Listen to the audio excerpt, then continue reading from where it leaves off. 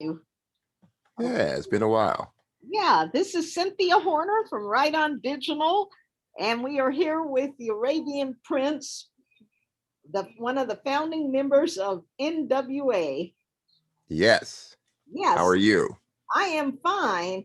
I'm so happy to talk to you. And today we're going to talk about this new venture that you're involved with, which is going to help a lot of creatives. So, can you discuss what's going on with this project? Yes, I can. So to give a little bit of an update, I've been in the tech space for a long, long time while I've been doing music and entertainment.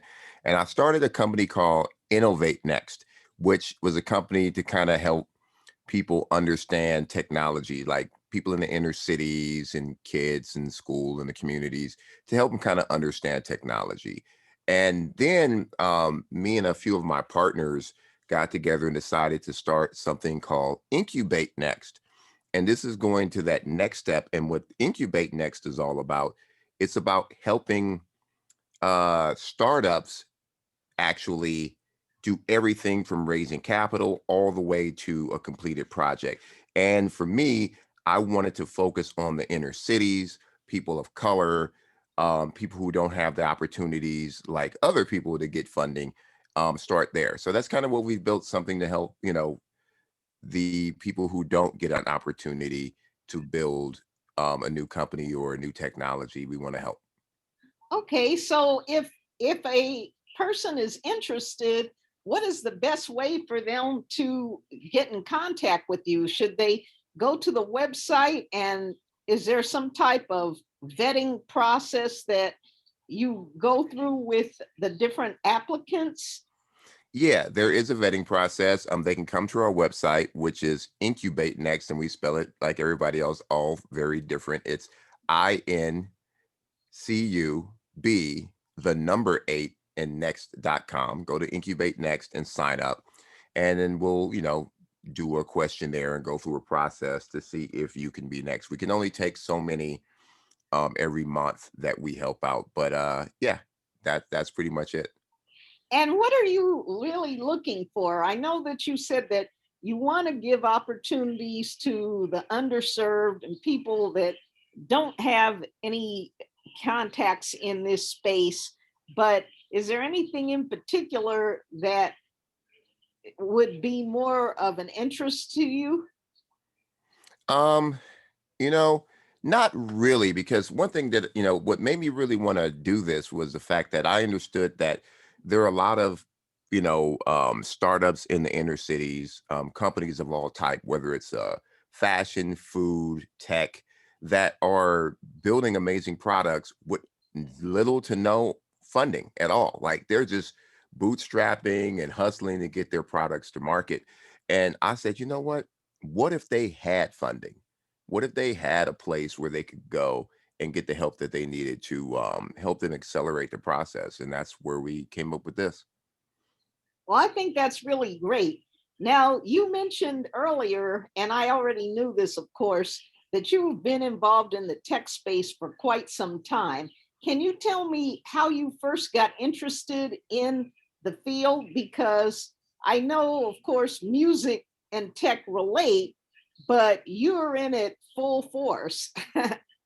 Yeah, I started, back when I was 15, 16 years old. I taught myself how to code and do animation, back when there wasn't really much out there, you know, in the beginnings of PCs and stuff like that. And we used PCs back in the 80s to do sequencing and music and, stuff like that for my musical career. So for me, that's how I got into computers. And then I scaled that into animation and video games. And, I worked on the first series of the Mighty Morphin Power Rangers. I worked on Casper, Adam's Family, Silver Surfer, a lot of cartoons and video games over the last 40 years.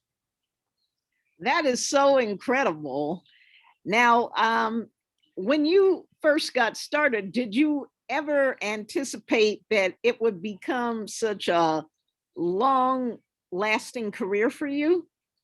Um, Actually, after about the first couple of years of falling in love with technology, I knew it was going to be something that I stuck with, but I never knew that I was going to get to these heights and be able to help the way that I can and give back the way that I can. Now, when you talked about people in the inner cities getting opportunities, what do you have to say about the fact that we still have so many high school and junior high school, elementary school students that do not have internet access? Yes. And you know what? I think that has to change because, as you know, in other countries, I think it's Sweden or Switzerland, everybody has internet. Like it's free, and I think we need to get to that here in this country. We're one of the greatest countries in the world, and we need to take care of everyone. Everyone should be connected. Everyone should have internet. So that's something that we're looking at as well with some partners in the mobile phone space as well. We're looking at trying to figure out a way to make that happen as well. Yeah, and it's really important now because ever since we had the pandemic, we've had students that were not able to actually go to school in person. So they had to switch to the online learning method. Mhm. And it just hasn't worked for a lot of people because they either did not have internet access at all, or they had limited internet access, which has had an adverse effect on how they were able to do their schoolwork. And we have been working here in New York trying to help people that were having problems getting internet access and even having the resources, because in some cases they might have had internet access, but they didn't have any tools to work with. They didn't have iPads, they didn't have laptops, they didn't have desktops.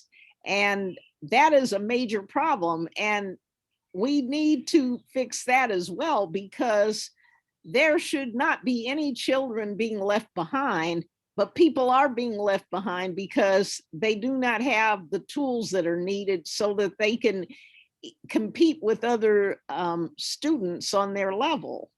Right, right, right. And that, like I said, that has to change. And we all have to do our part to, push forward and change the narrative, period. And I think, everybody's doing their part now and it's starting to work a little bit. Mhm.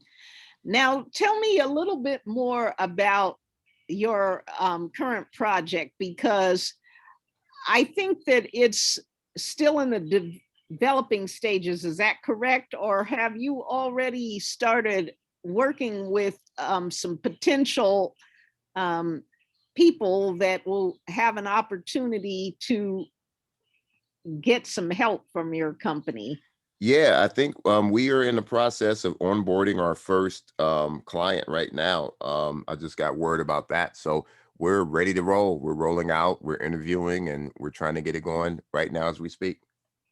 Oh, that is so great. Now, when we first covered you in Right On Magazine, long, long time ago, that's when you were involved with N.W.A. Can you talk a little bit about your beginnings with this iconic group? Yeah, me, Dre, Yella, we all grew up together in Compton and, got a chance to meet Easy E and he came into the group and Ice Cube and MC Ren. It was one of those things where, we were all DJs. Well, half of us were DJs on the West Coast back in the 80s. And we built this mini super group that ended up being in the Rock Hall of Fame. Like who knew? But it was something that we built a group to talk about injustice and things that were going on in the inner city back in the 80s. And a lot of those same injustices are still with us today. So, I think that the voice that we tried to create is even more relevant now than ever. And I was very, very happy to be a part of that. You're right about the fact that the injustices that N.W.A. spoke of are still prevalent in communities. And I remember when N.W.A. was first getting coverage in our publication as well as other media outlets, people used to criticize the group because of you being so vocal about the conditions that were being spoke of, but now people are embracing those that are speaking out, like movements like Black Lives Matter and other types of groups that have decided that they want to take a stand on social injustice, racial injustice, and that kind of thing. So you all were spearheading all of this, because prior to N.W.A coming along, that just wasn't a subject that music artists talked about. Even if they thought about the situation, they didn't put it on record. So what was it about you all that caused you to want to speak out, even though at the time it was not considered a popular stance? Yeah, it was just what was going on at the time. You know what I mean? Like we could have done what everybody else was doing at the time and continued doing that type of music or speaking on the stuff that we were speaking out before, which was just partying and stuff like that. But, so much wrong was going on in the inner cities, in the neighborhoods. We had to speak up and change that. And a lot of people say, oh, you were just glorifying it. No, we weren't. We were talking about it. We were telling what was happening to us. We were telling what was happening to other people. And because of that, it went across the country. It got into the suburbs. It made people, as a friend of mine, Ice-T, often quotes, it made people feel a certain way. Like you can't get across to people um the message if it doesn't make you feel a certain way, whether good or bad. You gotta, put it away that makes people go, uh-oh, like now we get it. And that's what we did. Mhm. Well, I appreciate everything that you've done. I think that it was phenomenal. And I think that all of you deserve more credit than what you've actually gotten, because now we've got all these different clout chasers, and they they want to claim some of the glory, but you all were there when, as I said before, it wasn't popular for recording artists to speak out on these types of issues. So for that, the world owes you gratitude. Now, Thank- is there a closing remark that you'd like to make about your company before we sign off? Yeah. And this is, straight from the heart. Like we're here to help. We're here to help the inner cities and the inner city communities and, people of color who have an idea. And, one thing I would recommend is do your homework on your idea, vet it, go out and make sure that no one else has done it. Or if somebody's done it, make sure you can do it better. Because, we get a lot of people say, hey, I got an idea about this. I'm like, well, that's been done like 17 times over. Make sure it's something that could be successful. Now, don't get me wrong. If somebody comes and say, hey, I want to make a better tire, like something that's a new innovation, that's different. But don't try to reproduce something that somebody else has done just because you didn't do your homework. Because we hate to turn people down because somebody else already did it. So yeah, if you've got a great idea and you think it can scale, we'd love to help you. Okay, well, thank you so much for the interview for Right On Digital, which is the platform supporting Right On Magazine. And we will be in contact with you about a few things very soon. Yes. Thank you very much. I always appreciate you. All right. Okay, goodbye. Take care.